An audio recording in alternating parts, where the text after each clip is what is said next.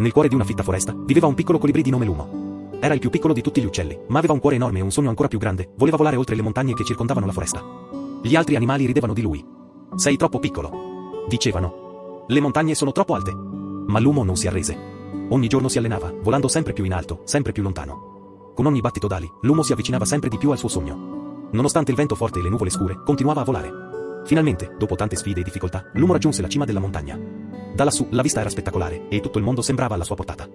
Lumo dimostrò che non importa quanto sei piccolo, se hai un grande sogno e non ti arrendi mai, puoi raggiungere le vette più alte. Ricorda, la forza del tuo sogno può portarti ovunque tu voglia andare.